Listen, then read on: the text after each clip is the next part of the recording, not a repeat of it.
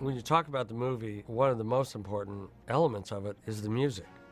And the job that Alan Silvestri did in creating the Back to the Future theme and then taking us through all of these different time periods was extraordinary.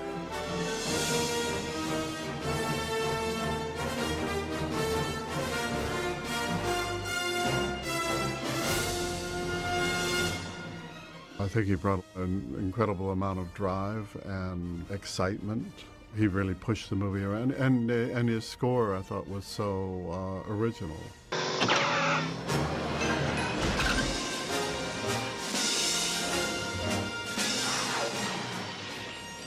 I need big, and that was, I mean, it was very clear to me then what the job was. He had to have big.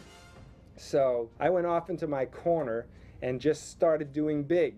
Back to the Future was only the second movie that Al and I ever did together. And we knew what we didn't want. We didn't want it to be a rock and roll score, because that was going to be underscored in the body of the movie itself. We didn't want it to be a synthesized score. I remember that. We said we don't want it to be electronic, which was very, very popular at the time in the 80s. Everybody was doing scores on the box. You know, we're doing it on the box. So I guess it grew more out of what we knew we didn't want to have. I think we talked about it being, you know, something that had to be in the vein of the traditional adventure stories.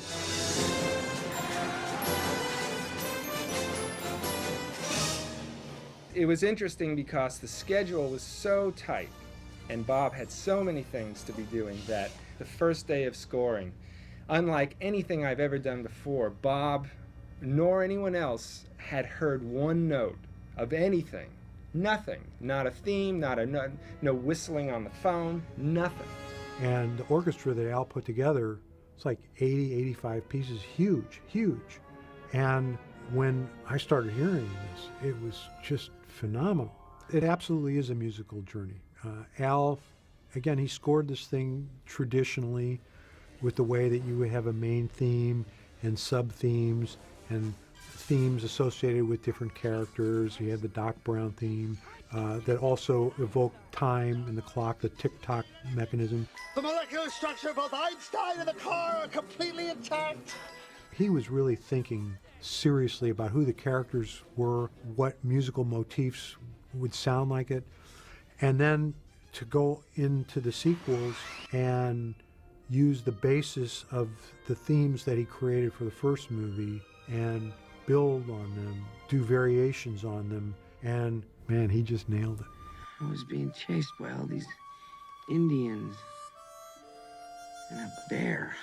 Well, you're safe and sound here now at the McFly farm.